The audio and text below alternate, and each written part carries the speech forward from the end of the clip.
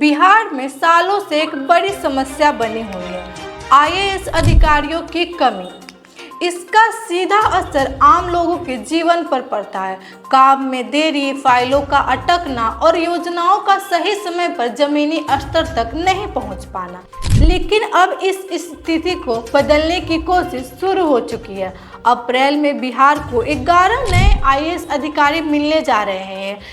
क्या ये अधिकारी सिस्टम को तेज और बेहतर बना पाएंगे? आइए समझते हैं पूरी खबर। उससे पहले मैं आरोही और आप देख रहे हैं लाइव एक्सपोज। बिहार सरकार को जल्दी 11 नए युवा आईएएस अधिकारी मिलने वाले हैं। ये सभी अधिकारी 17 अप्रैल को राज्य में ज्वाइन करेंगे।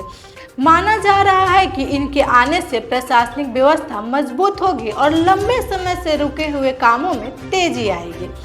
फिलहाल ये सभी अधिकारी मसूरी स्थित लाल बहादुर शास्त्री राष्ट्रीय प्रशासन अकादमी यानी कि लवसना में ट्रेनिंग ले रहे हैं, जहां उन्हें प्रशासन चलाने और लोगों की समस्याओं को हल करने की पूरी ट्रेनिंग दी जा रही है।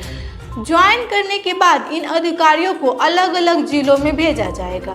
शुरुआत में ये असिस्टेंट डीएम यानी कि सहायक और जिला अधिकारी के रूप में काम करेंगे और जिले के डीएम के साथ मिलकर प्रशासनिक काम सीखेंगे। इस दौरान ये फाइलों का काम, जन सुनवाई और सरकार की योजनाओं को लोगों तक सही तरीके से पहुंचाने की प्रक्रिया को समझेंगे। आसान शब्दों में कहे तो सरकारी योजनाओं को जमीन पर कैसे लागू किया जाता है, इसकी पूरी ट्रेनिंग इन्हें दी जाएगी। इसके साथ ही इन्हें ब्लॉक और अनुमंडल स्तर के भी कार्य सिखाए जाएंगे ताकि इन्हें पूरी सिस्टम जमीनी समझ हो सके। ट्रेनिंग का अगला चरण और भी अहम होगा। आगे चलकर इन अधिकारियों को दिल्ली भेजा जाएगा, जहां ये असिस्टेंट सेक्रेटरी के रूप में काम करेंगे और केंद्र सरकार के कामकाज का अनुभव हासिल करेंगे। इसके बाद इन्हें फिर से मसूरी भेजा जाएगा, जहां इन्हें एडवांस ट्रेनिंग दी जाएगी। अब बात करते हैं सबसे ज़रूरी सवाल की, इससे क्या फ़र्क पड़ेगा। बिहार में कुल 359 आईएएस पद है, लेकिन फिलहाल सिर्फ 280 अधिकारी ही काम कर रहे हैं, यानी बड़ी संख्या में पद खाली है। ऐसे में जब ये 11 नए अधिकारी जुड़ेंगे तो संख्या बढ़कर 291 हो जाएंगी। हालांकि अभी भी सभी पद नहीं भरेंगे, लेकिन इससे कामकाज में तेजी आएगी और लोगों को बेहतर सेवाएं मिलने की उम्मीद है।